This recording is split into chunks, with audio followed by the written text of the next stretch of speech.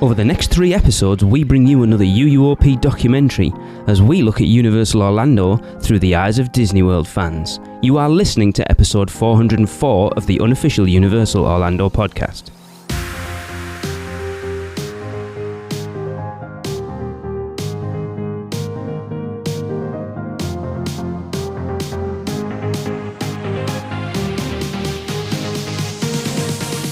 Hey everyone, welcome to the show. I'm your host Lee.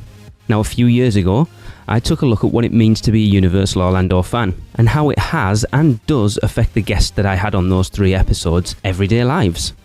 I invited 16 guests onto the podcast to talk about their memories, visits, the impact Universal Orlando has had on them, and much, much more. So please go back and give them a listen. They're awesome. They really are.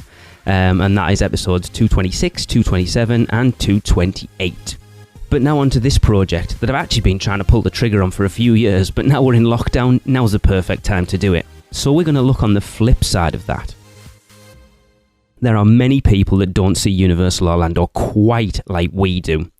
So I decided to reach out to some people in the Walt Disney World media circle to get their opinion on Universal Orlando and its comparisons and impact on the Walt Disney World Resort. How it is and how it can be a serious competitor to the Mouse in the future. And how the balance is swinging over to Universal, or isn't.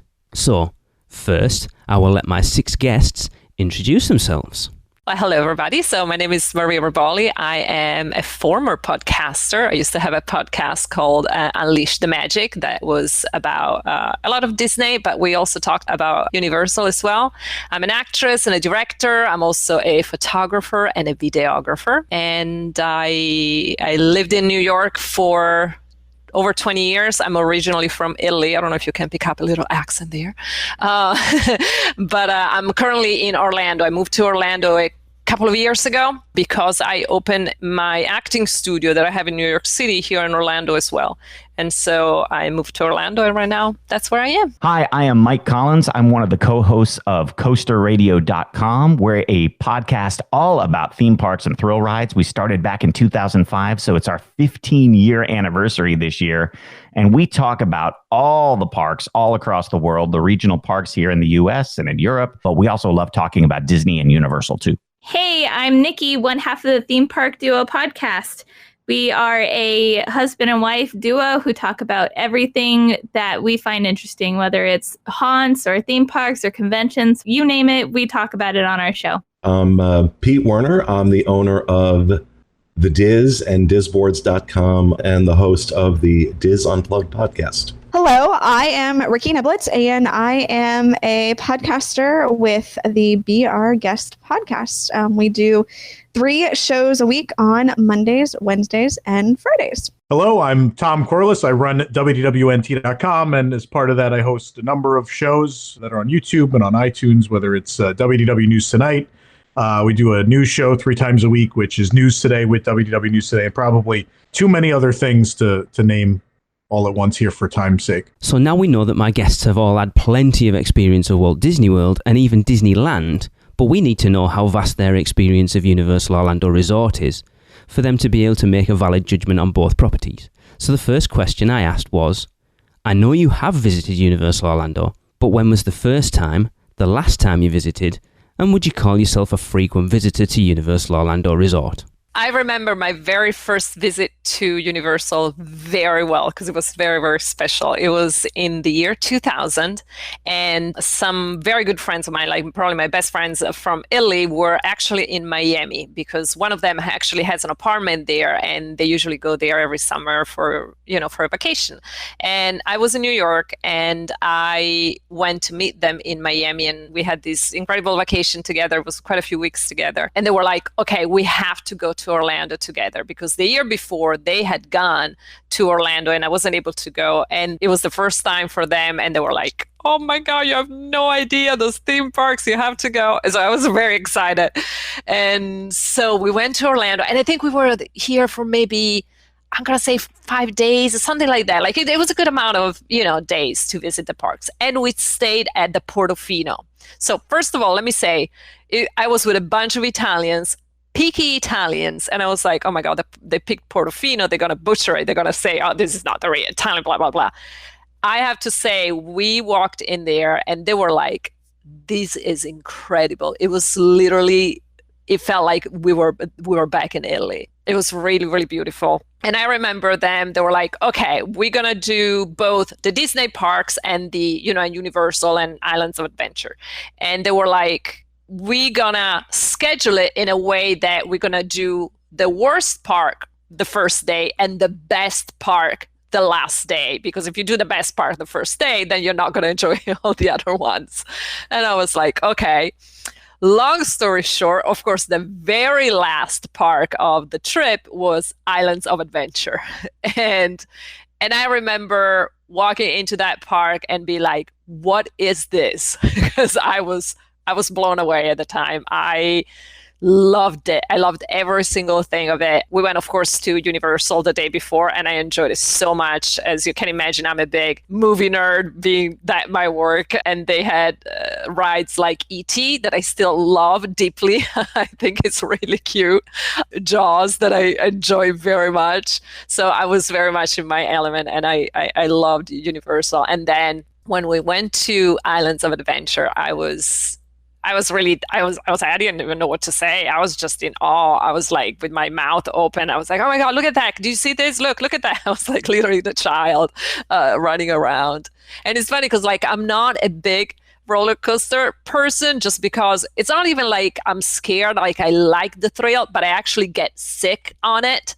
So I don't enjoy that part. And so I was the one, waiting for everybody with the bags while they were doing the Hulk. But I was totally fine with it because I love just sitting there and just absorbing the environment and the feeling of the park. I'm also a huge comic book nerd. So as you can imagine, when we went through that area, I was like, okay, I'm home and I'm just going to live here for a while now. And I still remember them telling me, you have to do the Spider-Man ride. And they were like, your life will never be the same after. I was like, okay, you're making a big deal, blah, blah, blah. And I remember riding that ride. I was like, I have to ride it like 50 times in a row now because I can't. I was just blown away by it. So that was my very first encounter with Universal, and I loved every single second of it. And on top of that, very well, you're there with your best friends. It was just it truly was a magical experience and a magical vacation for me. Now, after that, I came back to Orlando for, to go to the parks. Probably was like 2002 or 2003. And then, but I came with somebody who wasn't really into it. So I was like, I'm really having a good time, but you're not. So it was kind of hard to, And then I started to come once a year, probably starting 2009 or so. And at the beginning, I remember I went to a hotel off property, but near Universal, because, I came for maybe, a long weekend or something like that. And so I went to Universal and Islands of Adventure.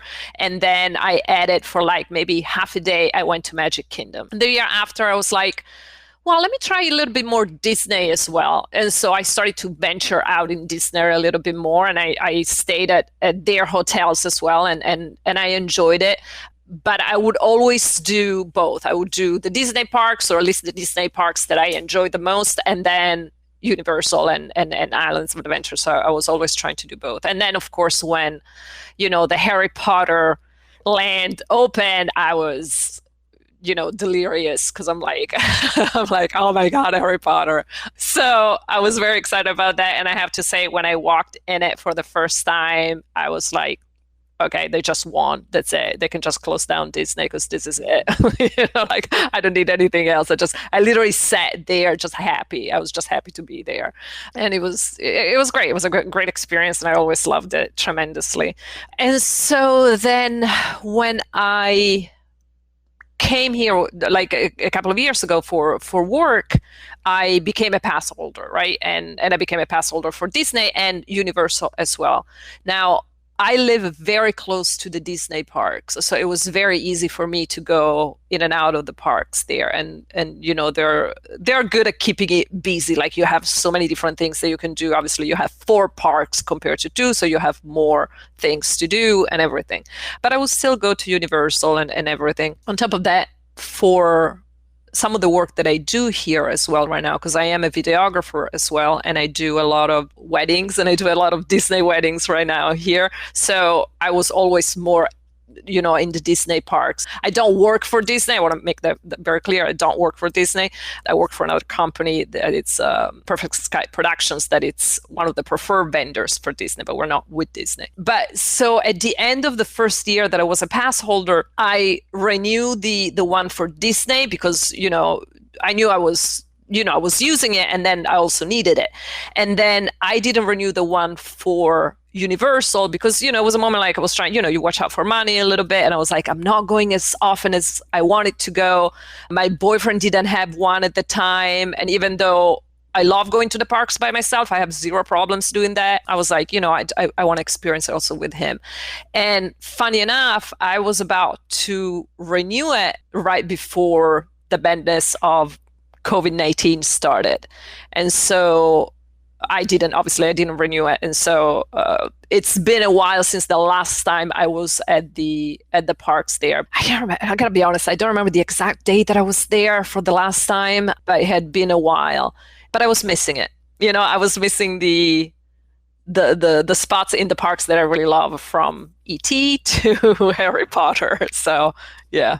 Well, I remember the very first time I ever went to Universal Orlando, and it was back when it was Universal Studios Florida, and it was back in 1991. And I lived in the Washington, D.C. area, but one of the things that we would do in high school is take a yearly trip down to Orlando. I was in a high school choir, and we went down there for competitions.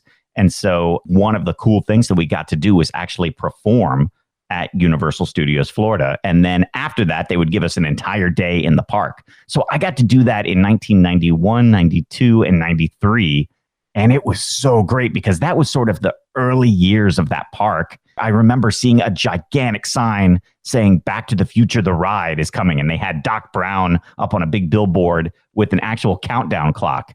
And I remember being there and seeing it was like a year away, and just I could not wait to go back and ride Back to the Future, the ride. So my senior year of high school, it was open.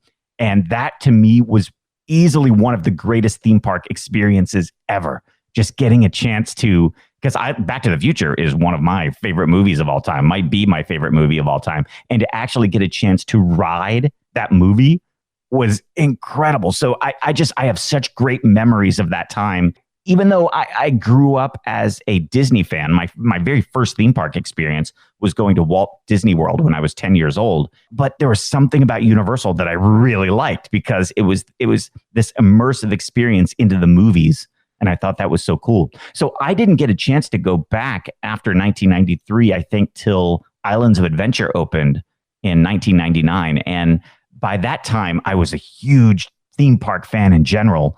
And I just heard about all of these innovations they were putting into that park and all of these technologies, even shows like Poseidon's Fury with, the big water tunnel. That's something I wanted to see. I wanted to experience that. Plus the roller coasters that were there, Dueling Dragons. I mean, that was just something you'd never seen before in your life. And I loved the stories of the technology they were using to weigh the trains before they went off so that they would have the perfect near collisions. All of that stuff I wanted to see. So that was 1999 when I got to go to Islands of Adventure. And then, what I found is that as I've gotten a little bit older, I find myself kind of gravitating to Universal Orlando a little bit more and more.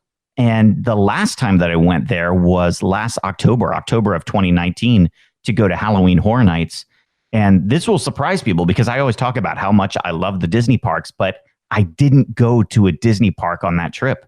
I stayed at Universal Orlando at the Royal Pacific. I did not leave the resort. I stayed there the entire time because I was just having so much fun. I love City Walk. I love Universal Studios Florida and Islands of Adventure. And I just love what they've done there. I spent some of the time I was there just riding the water taxis back and forth and visiting the other hotels. So that was a first for me of going to Orlando and not visiting Walt Disney World.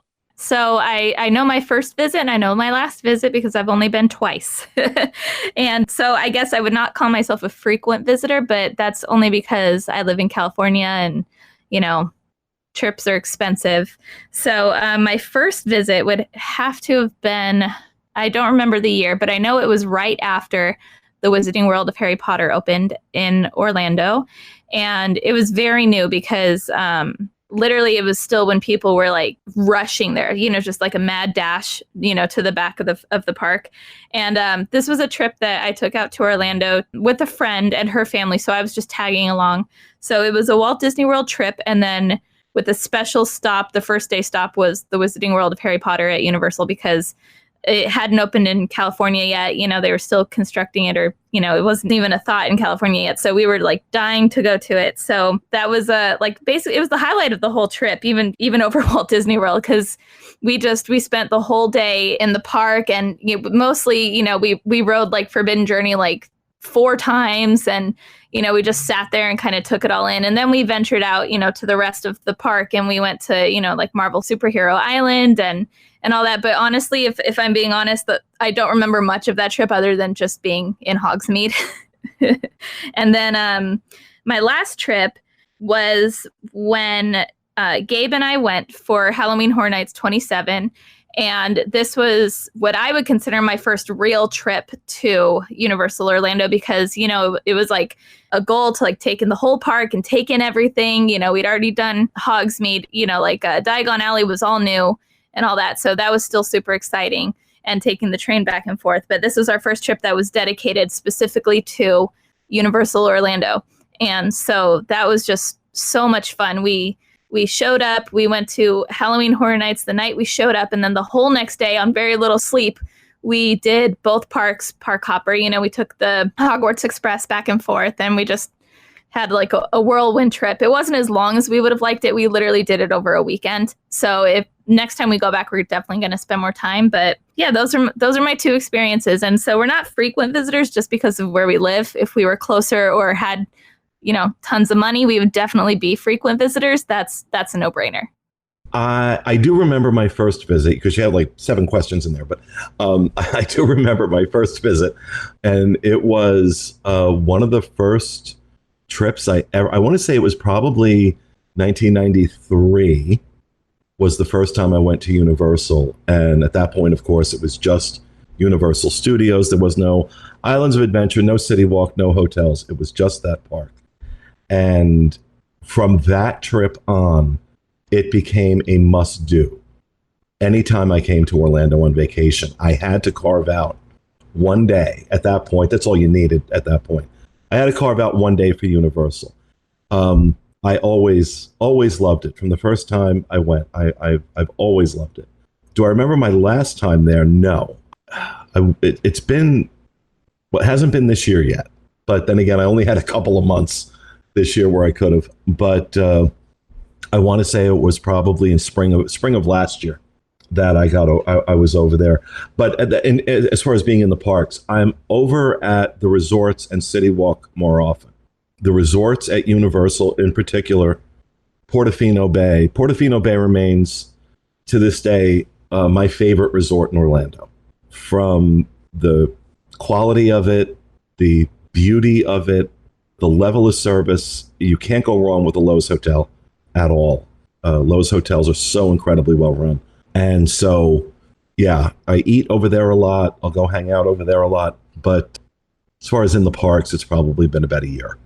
So I was actually doing the math on this of when the first time I visited was, because all my trips to Universal and Walt Disney World, they all kind of meld together. I went a lot as a child, but when you're a child, you don't exactly remember what years you were and how old you were when you did this. So I believe I have nailed down that I think I went in 1995 for the first time. I would have been about 12 at the time. I think somewhere around there, because I remember visiting when Back to the Future was open. I remember being there when Confrontation was there. So I remember the smell of the banana breath. That's one of the things that I absolutely is stuck in my memory. I also remember being terrified of the big giant scary gorilla, by the way. I remember Earthquake.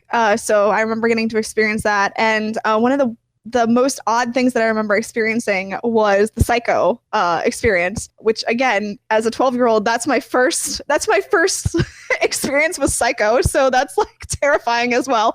So I definitely had some very interesting first experiences of being absolutely terrified at Universal. But the last time I visited was actually, ironically enough, Halloween Horror Nights this past year. So I would definitely call myself, as time has gone on, a more frequent visitor to Universal Orlando. It has grown in my psyche, and my love for Universal has grown as time has gone on. So while I may have been terrified of Universal as a child, and I still am terrified of things like Halloween Horror Nights, my appreciation and love for Universal has grown over the years for sure. The first time I went to Universal Orlando was probably the opening year. Yeah, definitely. We definitely went the opening year. I probably don't remember because I think I was 3, maybe even less than 3 the first time we went. But yeah, I mean, we used to go every trip until 1999. We went, and if not every trip, every other trip, but at the very least once a year, if not twice, to Universal. And I loved it as a kid. There was a lot of things in that park, I think, that spoke to me, or maybe even because I saw them in that park, I fell in love with them. And like, I'm a lifelong fan of Ghostbusters and Back to the Future and Jaws, 3 movies that I think define me in a lot of ways. And it all goes back to the park. And I love that there's a Back to the Future ride. There's a Ghostbusters show and King Kong was fantastic. E.T., the Hanna-Barbera ride, which everyone seems to forget, which was really, really amazing. They had a lot of great stuff, and I loved going early on. And I think we kind of got turned off of it when we did Islands of Adventure the first time in '99. We really didn't like it. I think the Jurassic Park ride was a huge disappointment after seeing Countdown to Extinction / Dinosaur. Animal Kingdom, where like a Carnotaurus chases your car. I don't know, like a T-Rex coming out of a wall, with a curtain neck. I just was disappointed because I felt like I remember going to the preview center and everything for Islands of Adventure, and it was like Jurassic Park was the centerpiece. And it was one of my favorite movies. And so other than the Triceratops encounter, which was amazing, and the highlight of the day, that and Spider-Man. And I like Dudley Do-Right, not because it was good, but just because I love those characters. But otherwise, we were just really disappointed. And so we stopped going, and I didn't go again until 2009. I knew some people who worked for me also worked at Universal. And they're like, oh, I have tickets. Do you want to go? I was like, oh, it's been 10 years. We'll go back. And so I started going pretty regularly again. And obviously living here, it's crazy not to go to other places. Like I have passes for Busch Gardens and SeaWorld and Universal because it's nice every once in a while to get out there. The last time I went to Universal was probably in December, maybe before that. It might even been Horror Nights. I think I've been since Horror Nights, though. I don't know, but I try to go once a month, once every other month. During Horror Nights, I mean, I typically go between 15 and 25 nights of Horror Nights. So that's like my Universal season.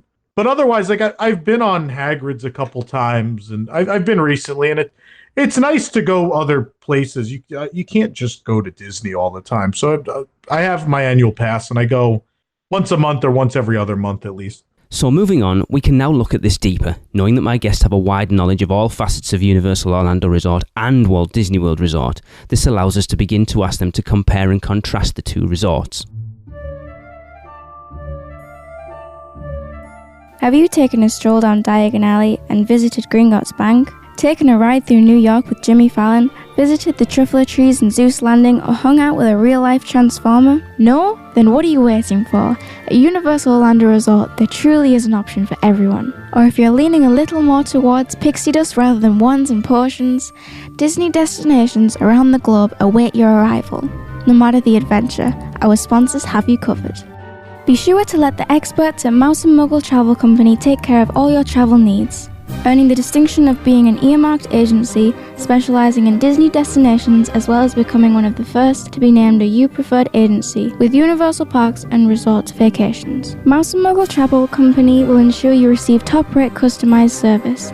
Just visit mousemuggle.com to fill out a non-obligation quote request, or send your request to info@mouseandmuggle.com. Their team can take care of you no matter where in the world you go. With a flick of their wand and a little bit of pixie dust, the process will be so seamless, some might even say it's simply magical. Now, we here at UUOP and the vast majority of our podcast family immerse themselves in Universal Orlando as much as we possibly can. You know, I have this podcast. You can't immerse yourself much more in it. But it doesn't just affect my daily life, it affects their daily lives too. But what is it that Disney World does better in its Orlando parks and keeps those Disney fans craving more and leaving them feeling indifferent to Universal Orlando? Now, one of the things I considered when putting this documentary together was nostalgia. You know, Universal have ripped out virtually all of their opening day attractions at this point, whereas a visitor to Walt Disney World knows they will experience new things, but will also feel comfortable in the knowledge that those classic attractions will still be there that they remember from their childhood.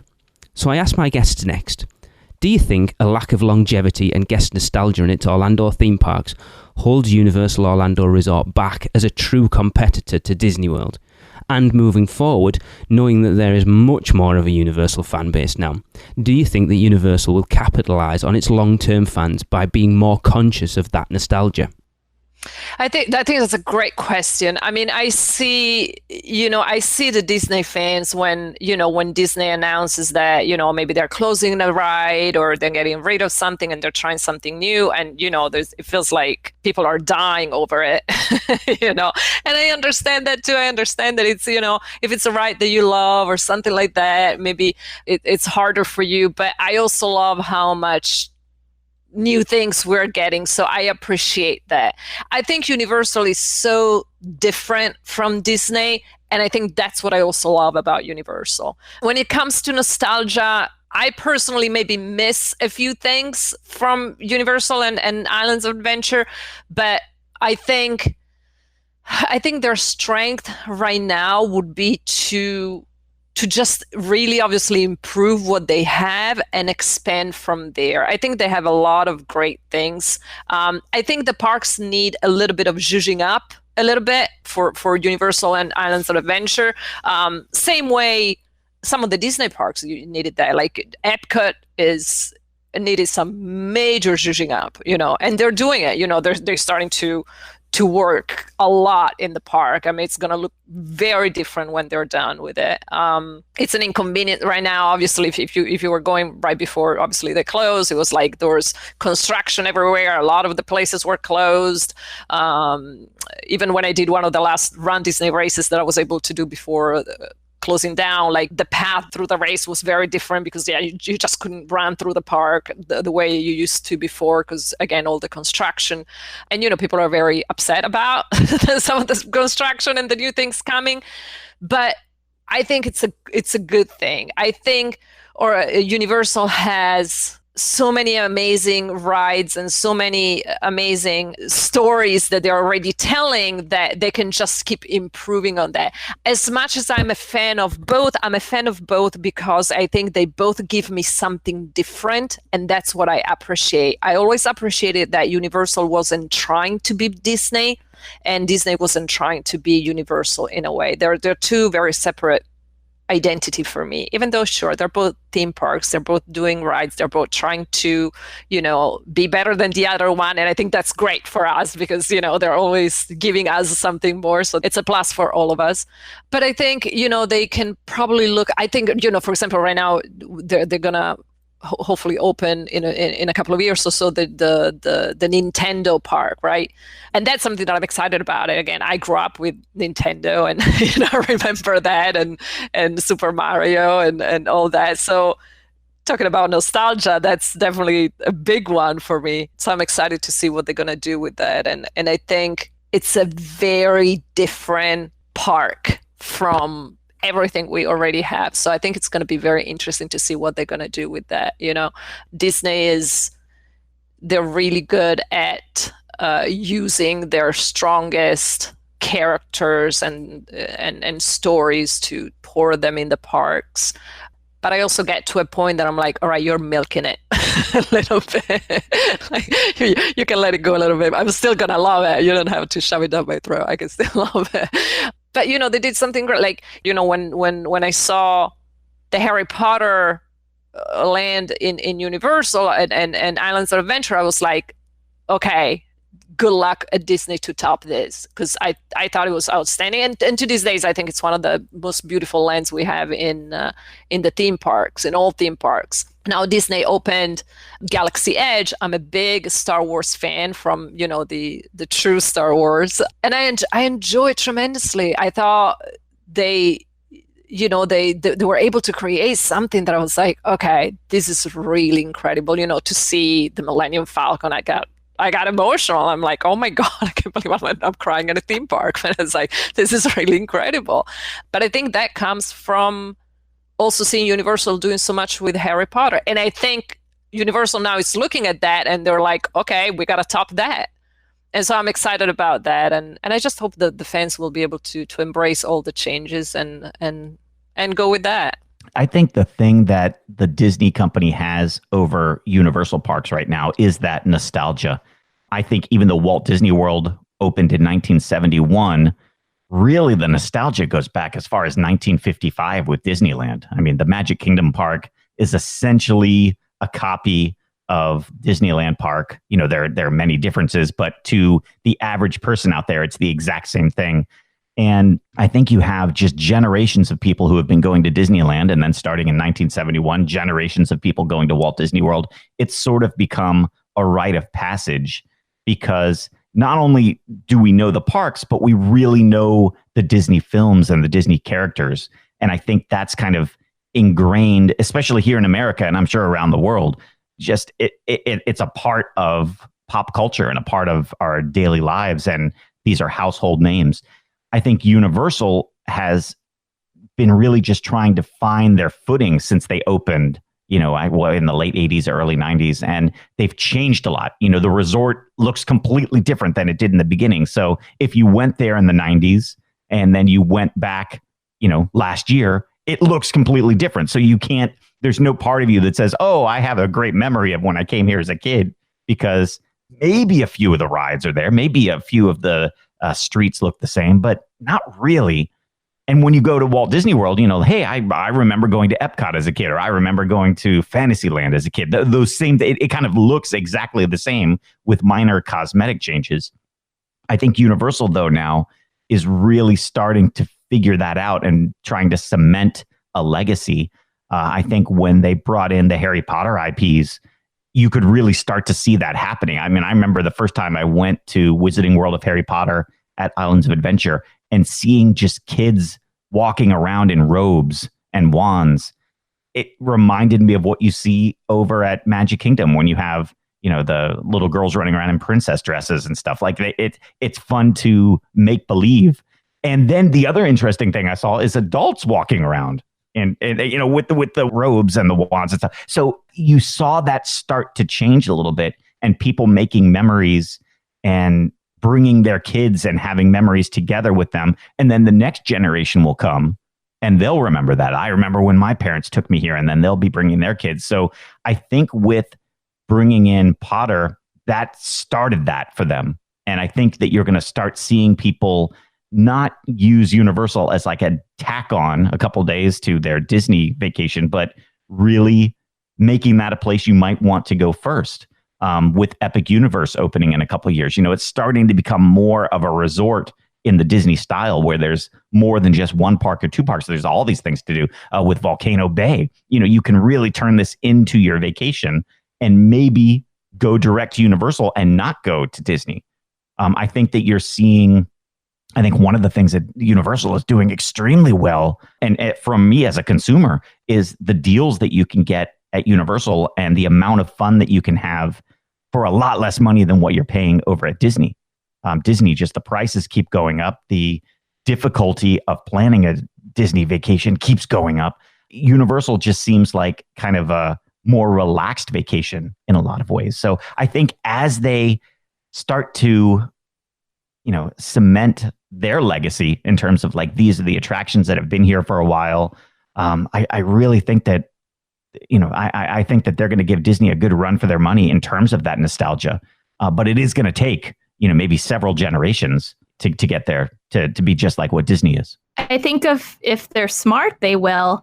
And I think that definitely is part of the reason why it's so hard to compete with Walt Disney World is the nostalgia factor. And I think that even more so coming from a perspective of a Disneyland girl, growing up with Disneyland, that nostalgia is even like deeper rooted, for me, it's always been like, oh, I have to go to Walt Disney World. I have to go to Walt Disney World, and it's this thing that's, it's hard to even describe like what, it's just like ingrained in you, it's like Disney, and Universal doesn't have that yet. And I think they are starting to build that in Orlando, and I feel like they really, really should keep that momentum going. And I think they're starting that with Harry Potter.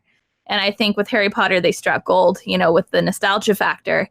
And I think they just need to keep that ball rolling, add in more IPs in a very thoughtful way and in a long-term way to get that nostalgia factor out of people.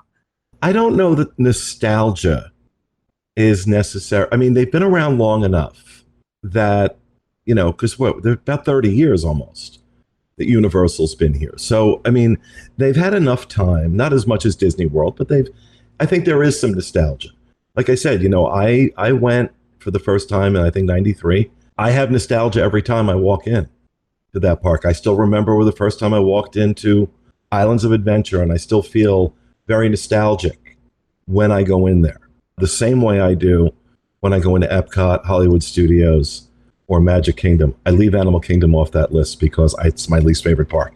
But I don't think it's the nostalgia. I think the problem that Universal has had is that for many years, it changed to owners like we change underwear, okay? Every 15 minutes, there was somebody new in there.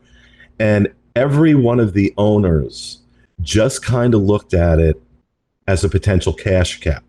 And that's how they treated it until Comcast. Comcast, they came in and they saw it.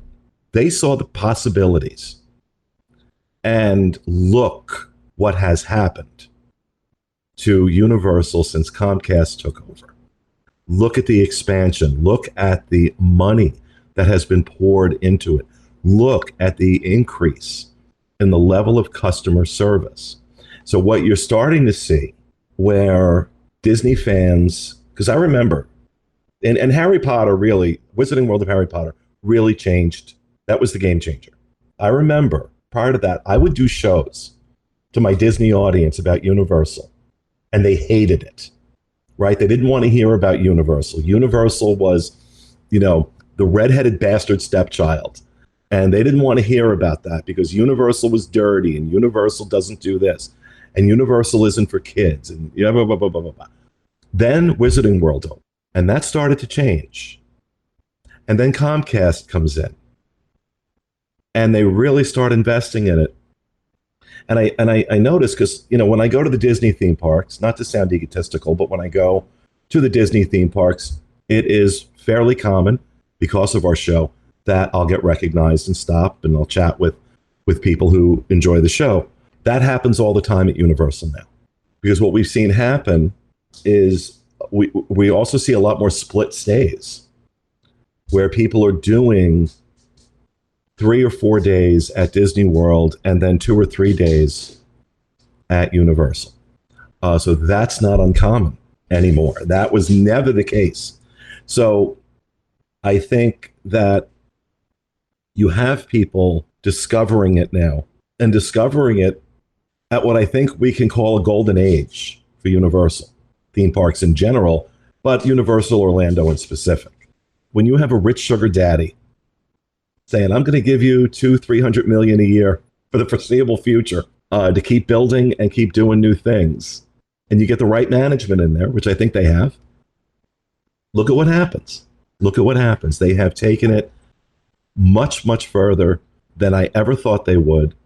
They started digging into market share, Disney's market share, which was Disney's response to that was Galaxy's Edge. But now what's happening? They're building a third gate. And I say a third gate because Volcano Bay is not a third gate, okay? In case you were getting ready to correct me, Volcano Bay is not a third gate. It's a water park, an amazing water park to be sure, but it's a water park. So now they're getting ready to build a third gate. And this is, I said it so many times, this is great for us. I want Disney and Universal to keep slugging it out because we win. Each one of them ups their game to compete with the other one, and we're the ones who win. You know, I think it's very interesting when you compare, Disney to Universal in their nostalgia factor. Disney obviously has it in spades. They've had it, since the 1920s with Mickey Mouse. I mean, that's just inbred in the Disney name. But with Universal, it's really not so prevalent. And in a weird way, I think it actually works well for Universal. You look at the things that they keep tearing out of their parks, and look, I'm gonna be perfectly honest with you. I loved Twister. Like, I thought that was a great attraction, but I mean, when they tore it out, I mean, let's be honest, most people didn't know what Twister was, or if they did, it was this cult classic thing that, again, not a lot of people appreciated. Only the people that really appreciated Twister, the movie, and I am one of them. I love the movie Twister, and I will watch it when it's on TV, but I'm a rare person in that regard. Most people aren't putting on Twister when it comes on. So in that regard, they tear out things that maybe don't have the longevity.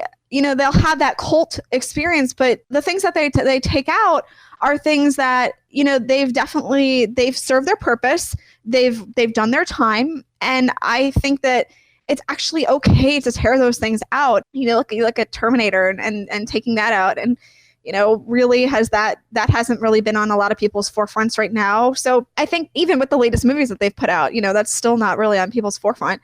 So I feel like Universal is actually being very smart by putting in things that are more in the pop culture of what's going on right now, and taking out some of those things that are, a little more dated. I really do think it helps them. It breathes new life into their parks. And let's be honest, they don't have a lot of room like Disney does to put in things, to keep things that are nostalgic. I think that if they did, they would have probably kept something like Jaws, but they don't have a lot of room to do that. So they have to take things out that are a little more dated. So in that regard, I really think that Universal is actually doing a very smart thing by taking things out that are a little more dated. I am looking forward to the day that they take out Shrek, and put something new in there, because let's be honest, nobody's busting down the doors for a Shrek movie right now. I mean, I think I heard that they're making another Shrek, but is that something that we really need? I don't know, So, I would expect that would be something that has, sees the wrecking ball sooner rather than later. So I don't really think it's bad, because the things that they take out, they've served their purpose, they've served their time, and now it's time to breathe new life into the park. The amount of Back to the Future and Ghostbusters and Jaws merchandise that still gets made and sold at every major retailer in the world is insane. And so why don't you have some sort of presence for these? I'm not saying you have to keep what was there. I mean, certainly. And I think what they did with King Kong was great. I think it's great that, like, you took out the old ride, but then you looked at it and you're like, oh, well, what about doing something new with King Kong? And all in all, I think it's a fine attraction. It's not the greatest thing I've ever seen, but I think it's fun. I think the animatronics really cool. The ride system is neat. If you don't have to wait an hour and a half for it, I really like Reign of Kong. I have no problem with it. I don't know that they'll capitalize on the nostalgia.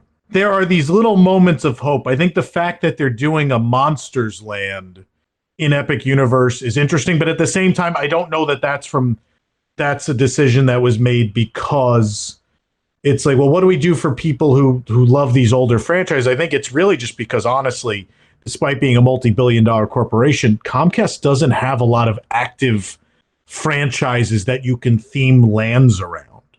But I think it does hurt that they don't have those core attractions. You don't have Haunted Mansion and Pirates of the Caribbean and Small World. You don't have those things that people go on, and even first timers, and know like, oh, I've heard about this attraction a million times. It's world famous. There's inspired a movie franchise and all these things. You don't have those at Universal, which I think hurts. I think everything's just like what's recently a hit. And you forget that people around the world know those movies. They never go out of style. You know, Jaws, Ghostbusters, Back to the Future, King Kong, those things never are going to leave the public consciousness. And so I think it's good to have a balance. You want to have something for everybody. And I think that's the one problem they really have is I think they draw that younger crowd, you know, up to age 30 really well because they do have that stuff that's important to that generation. I just don't think they have a lot of stuff that means anything to people beyond that. I think once you leave like the generation that grew up reading Harry Potter, you have some problems. I think people older than that start to disconnect a bit from Universal just because there's no presence of those things that they know. And again, it's not like these 30 and under people don't know Jaws and all these other movies. So I think it would be good to have a little bit of everything. You have your old stuff, your new stuff. And I think that's what works at Disney. I think Disney is this mix of things that are timeless and then, you know, new attractions. With the March of Time, you do obviously have to add new things, but you should also keep things that mean something to people. Yeah, I mean, with Netflix and all these things, I mean, all these movies are button click away. I mean, a lot of them, even when I was a kid, you could catch on TV at least once or twice a week. But now there's no excuse. I mean, now you can watch these things whenever. And the second things get added back to Netflix, like Back to the Future, I think a ton of people just watched because it got put back on Netflix. So again, another generation of people have just watched it for the first time just because it got thrown on Netflix and they didn't have to time their viewing.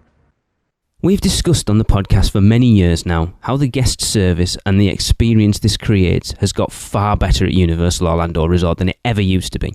Even to the point where, in many cases, we feel they've stepped above Disney in offering better customer service, one-to-one interactions, and an overall superior experience. We're hearing more and more that people want to work for Universal rather than working for Walt Disney World being their dream job. So the next questions I asked my guests were, in your experience, do you agree that Universal have stepped above Disney in guest service and experience? Or do you think that Walt Disney World still sets that benchmark? I think it has stepped up tremendously. I think it has changed tremendously. I think their cast members are fantastic. And I have so much respect for everybody working in both theme parks. Just to think about what they have to go through during the day when it's like 100 degrees here in Orlando, wearing those uniforms that whoever designs those for each park, they hate people because it's like, you can't put somebody through that, please. And having to deal with guests, asking them 1,000 questions in all different languages and all that. So I have so much respect for people working in the park because it's very, very hard.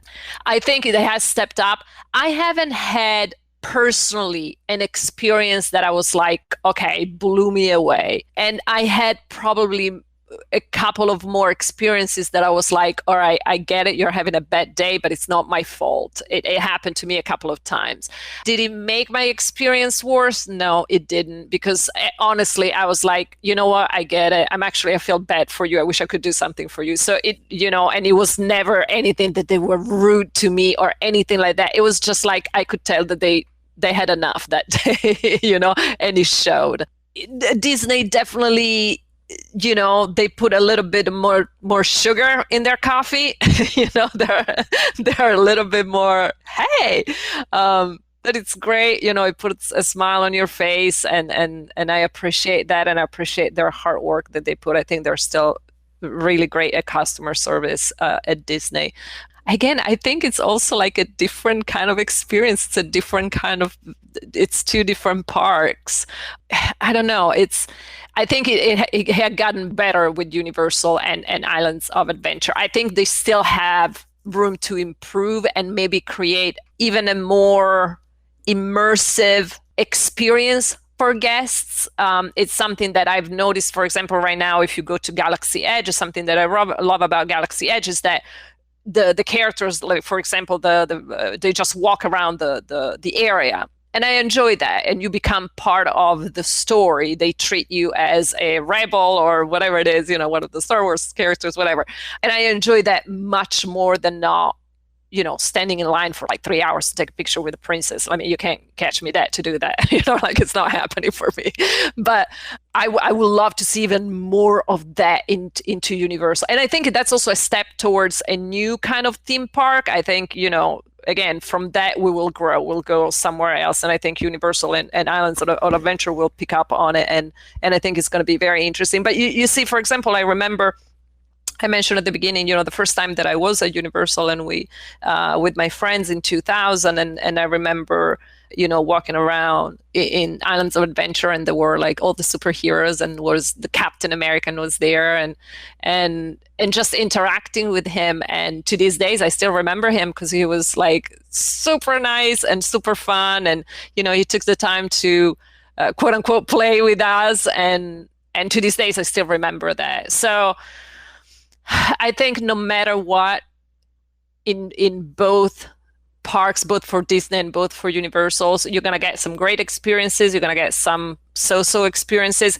I got more positive experiences at Disney, but on the other side, I've been to Disney more times. So, I don't want to talk bad about Universal Orlando because their cast members are fantastic. All the cast members in any theme park, in anywhere in the world, you have my deepest respect for what you have to put up with every day. So, yeah. Disney has been known for years and years, going all the way back to Walt Disney, for that customer service gold standard. Walt sort of set it out for himself as to say, we want Disneyland to be completely different than some of the dirty amusement parks that there were. And so that's where everything kind of came from, with Disney, like the Disney service. I actually worked at a Disney store because I lived in Washington, D.C. So the closest thing I could get to working for the Disney company was working in one of those stores in the mall. And I did that in high school. And it was the greatest thing to me because they were teaching kind of the Disney standard of service. And, here's what you do when somebody comes into the store. You greet them, and you never say no to them or that you don't know. You say, I'm going to find out the answer for you. And there were just all of these things that really have made me a better employee and a better person, I think, today, because a lot of what I learned there, I use not only in my job today as a TV producer, but, just kind of in dealings with people. I think that Universal has started to really up their game, like you said, in that way as well. A great example of that is on my most recent trip to Universal. We stayed on site at the Royal Pacific, and we got to stay at the concierge level, which was not something we had planned to do, but they had upgraded us because something happened with the room. And so they just said, hey, guess what? We're going to put you there. And I had no idea what to expect by that. So we walked into sort of the concierge lounge that was there, and the service that was there and the people who were working there, it was better than Disney in many ways because, they introduced themselves right away. They were very friendly. And the thing that I liked about it is it didn't seem fake to me, where sometimes your interactions with Disney cast members, it seems like they're putting on an act, or it's a little too good to be true. And you kind of, and maybe that's because I've known a lot of people who worked for Disney and they, they come home with horror stories and they're not as cheery as you see, but, it's kind of too much of the pixie dust stuff. But what I liked about the people who were in that concierge area is they really felt more like friends. And they were kind of like, hey, you may want to check out this and this, but not forcing it on us and not saying, here's a way we're going to make some more money off you. It was just like, hey, what are you guys interested in doing? Like, hey, if you need some help, we'll point you in the right direction, but otherwise hang out here. There's going to be some drinks over there. It was just so relaxed. And I like that. And that seemed to be the way all of our interactions were with the team members there at Universal, is that it was just a bit more relaxed and a bit more real. Even the people driving the water taxis were just fun, kind of guys you'd want to hang out with after work and like have a beer with. And even the, people operating the rides, the people in the restaurants, it felt relaxed to me. And that's what I commented to the people I was with, is that this is just a different Universal than what I've experienced in the past, especially, in the past, I would go there for maybe one day of my whole Orlando trip, but being there over several days, you really got a sense of just how much they have been working behind the scenes to make that an attractive place to visit and a friendly place to visit. And then you can see that, I don't know, I mean, maybe in the last 10 years or something, they've changed it over at Universal, and it's just, or maybe I'm just noticing it for the first time. I don't know, but I was really impressed. I was very impressed. I think this is a hard question because I'll say my experiences and then elaborate. So for Walt, because we've booked a trip for Walt Disney World and Universal Orlando Resort, and both customer service experiences were vastly different. So with Walt Disney World, we didn't run into many bumps in the road. Like, it was smooth sailing the whole time. So I think that Walt Disney World has they just have their formula down. So, they have pretty smooth sailing when it comes to that. With Universal Orlando Resort, we ran into a few bumps and a few hiccups, but the response from Universal Orlando employees to fix the problems and to make it better for us and to just make sure that it doesn't impede our experience was above and beyond what they needed to do. So even though we ran into bumps with Universal Orlando and it was a little frustrating, the customer service that we got in fixing those issues was phenomenal. So I think that Walt Disney World still sets the standard because it's just such a well-oiled machine. But I feel like the customer service, like the person-to-person interaction that we got at Universal Orlando was really excellent. We talked to so many nice, happy people who were just willing to help us with anything we needed. I think that Universal has definitely stepped above Disney. There's that part of me that doesn't want to say that out loud, but I think they have. And I'll tell you the reason why. First of all, I think Comcast is a relatively good company to work for. I've spoken to many people that work there, and the response is almost the same. I almost was going to say the response is almost universal. But the response is almost always the same. We can always be paid more, but they're a really, really good company to be with, and they take care of us. So I think that's part of it. I also think, you got to keep in mind that up until recently, Disney has relied for 50 to 60% of its frontline workforce on the college program, which is a 6 to 9 month commitment from college kids who are not going to be as invested in what they do as somebody who this is their full-time job. This is their full-time job. So I think that has always been a problem with me where Disney is concerned. Not that I think the college program is a bad idea. I think using it for slave labor is a bad idea, and that's what they've kind of done with it. And you cannot expect, because and just pay attention. You remember back in the 90s how the narrative, when Eisner was in charge, remember how the narrative everywhere was Disney service. Disney service, Disney service. They went out of their way to trumpet that. They don't do that anymore. They don't do that anymore. You don't hear it marketed the way they used to market it because they can't live up to it. Now, I'm not saying that the service at Disney is horrible. It's not. But I think you have team members at Universal who are invested in it, that they're a part of it, that they feel a sense of ownership more so than you do at Disney, because you're not going to get that investment at a temporary help. You're just not. So I think a lot of those things, I think, the combination of Comcast coming in and kind of really bringing a different culture to how things are managed, along with an enormous amount of money, coupled with the fact that Disney has left themselves with a competitive disadvantage by relying so heavily on the college program. I think those two factors are why I can say that, yes, I do think the service is better at Universal. And certainly true in the hotels, certainly true. Because Lowe's, we got to remember, Lowe's runs all those hotels with Universal. And Lowe's is a boutique hotel chain. And their entire thing is superior guest service. And I can, for the number of times I've stayed at Universal Resorts, I can count on one hand with fingers left over the number of times I've had anything other than high praise for the hotels and the staff in the hotels. I think Disney has gotten better.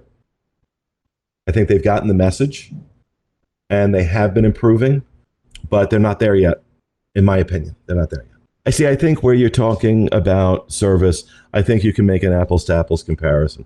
But beyond that, I say this to people all the time. Well, which one is better, Universal or Disney? And I say this all the time. Neither. They're different. They're very different animals. And they both have incredible things that I can't get from the other one. And, if you want to make the comparison with SeaWorld, I can say something else. The SeaWorld has gone downhill. I was there about 6 months ago. And, they've been beaten bloody, that company. And you can tell. They were never the big player in town, but they used to be a player, and now they just feel like a Six Flags. I actually, in a weird way, I think in some ways they have exceeded Disney, and in some ways I think that they haven't. I think that they're trying and they're learning from what Disney has done, and they're taking it and putting their own spin on things. I think that Disney has also, due to a lot of factors, have maybe dropped the ball on providing that guest experience that they have been well known for. I think that, complacency has definitely crept into Disney in a lot of ways, but they're still obviously considered number one as far as customer service is concerned. And, a lot of that is based off of the past, but Universal has definitely stepped up as far as what they're doing. Again, I don't agree with everything that they do. Some things are very off-putting for people as far as the customer service experience is concerned. Like, for example, when you look at the locker experience, I understand why they have to do it. I get it. There was definitely some issues that arose. People losing eyes on certain roller coasters and getting injured are understandable of wanting to make sure that their guests are safe. And that's part of the reason that we have lockers now. But for guests, being forced to put things in lockers is a knock as far as their customer service is concerned. They don't understand why they have to put things in lockers, and they don't understand why they're being forcefully, made to put things in lockers. And, a lot of times when it's just very off-putting for people in a way, when they're being wanded down to make sure they don't have anything in their pockets and have to go through a metal detector and stuff like that. It's not the most friendly of things. And I wish Universal could figure out a way to maybe fix that problem. But I understand that they can't, I get why they have to do it. But, that's one of those guest things that, as far as customer service is concerned, that I think that they're lacking in just because of something that they have to do. But as far as being able to assist guests and what they're able to do in other ways, I absolutely think that they are ahead of the game. What they do for things like Child Swap at Universal is absolutely genius. The fact that they have rooms for guests to go to when they want to do Child Swap. And they're a lot of times air conditioned, and, they're very welcoming of that kind of thing. I think they do a very, very good job as far as customer service is concerned overall. I think that they have certain areas that they need to improve upon, but I think they're working on it. So I think that both Disney and Universal do a good job with guest services. It's just they do get to rely a little bit more on what they've done in the past, and Universal is catching up. But I think Universal is catching up very quickly. From the point about people wanting to work for Universal, I completely understand that. I think Comcast is a much better employer. And I think through a pandemic, they have proven that. I think they have taken better care of their people. And generally, the people I know that work at Universal seem to be better taken care of healthcare-wise and all sorts of things like that. I know they do that thing at Thanksgiving where they give them all a turkey and all sorts of stuff like that. They're absolutely a better employer. As far as guest service, I still think Disney is better. I think Disney has come down several rungs for sure. My biggest problem at Disney, I think, is the inability of cast to talk to you as if you're a human being sometimes. I think they have like their predetermined spiels that they're so used to giving people that it's off-putting. At least for me, I don't like that. What I like at Universal is when I go to like guest relations or deal with a team member, they feel like human beings. They have very pragmatic, normal responses. And let's be honest, Universal operations not always great. They're not always great. But the thing I love is the team members will just be like, yeah, that's pretty bad. Let me fix that for you. And I appreciate that. I appreciate like that level of honesty that's like, yeah, you're right. Like, that's kind of nonsense. I'm going to do this for you. And then the problem is solved. And I feel like anytime I've had ticketing problems or other sorts of problems or even like food quality problems, like they've always been willing to go and fix them with not even an argument. And yeah, I usually just go up and be like, hey, I ordered this food. It's very bad. I'm sorry. Like, and they'll take care of it. Kind of. That's happened once at Monsters Cafe. And another time we found a rock in a pizza at Fantastic Four Cafe. Yeah, Fantastic Four, we found a rock in pizza once. And the response was, oh, that happens sometimes. That was the actual response. We found a rock. You're talking like, that was maybe 10 years ago, the rock in the pizza. But Monsters Cafe, I think, was 3 or 4 years ago. And just everyone at the table was like, this doesn't seem like it's cooked right. And they just gave us our money back, but they also gave us like an additional like $25 to use at any restaurant. And that I felt was the proper response. And I really appreciated that. And of course, we then spent our money. We gave that money back to them at a different restaurant with a much better experience. I think we went to Cowfish or something, which is where we should have went in the first place, knowing Monsters Cafe, but it was close. So I don't know that Universal in training is better at guest experience yet, but I just appreciate there's more of a willingness to fix situations. I think when you run into a manager in a park at Universal, I think they're just more understanding and more willing to fix the problem. So on some days, yeah, but I think all in all, I think Disney has built such a machine of guest service that it's hard, even when it's come down several rungs, it's hard for other parks to catch up with them. But I think on a case-by-case basis, there are certainly team members at Universal Orlando who try much harder than people at Disney. They're functional human beings, which is all I want. I don't want like guest relations to be like, oh, I'm so sorry. And then like I'll tell the appropriate people, like, but that doesn't help the situation though.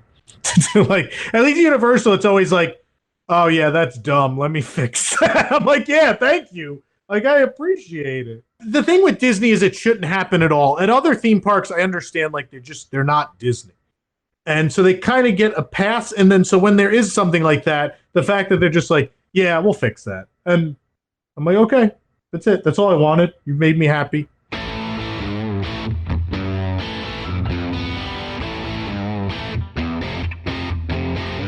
Sorry to cut it off there, guys, but that will wrap up episode 404 of the unofficial Universal Orlando podcast. This is part 1 of my Universal Orlando Through the Eyes of Disney World Fans documentary. I hope you've enjoyed this look at Universal Orlando from a different perspective just as much as I have. Now I'd like to take this opportunity to thank my guests for taking the time to speak to me and ask that you go and check them all out. You can find Maria Riboli on Instagram at Maria Riboli Photography. Of course, you can listen to Mike Collins on the CoasterRadio.com podcast, Nikki Montoya on the Theme Park Duo podcast, Pete Werner on the Diz Unplugged podcast, Ricky Niblett on the Be Our Guest podcast, and finally Tom Corliss on the WDWNT podcast. And they can all be found where you listen to the unofficial Universal Orlando podcast. So again, thanks for listening, and we'll see you back here next week for part 2. Guess that wraps things up for another unofficial Universal Orlando podcast. You guys did all right. Follow us on Facebook, Instagram, Twitter, YouTube, and Pinterest, keyword UUO Podcast. Listen and subscribe to us on Apple Podcasts, Spotify, Google Podcasts, Stitcher, or anywhere podcasts are found. You can find our blog at uuopodcast.com. Send us your spews, which Lou gets your poo recordings, questions, or comments to podcast@uuopodcast.com. Check out our friends the Theme Park Duo and our awesome sponsors Mouse and Muggle Travel Company. So, until next time, don't give up your day job, say cheese, and see you later.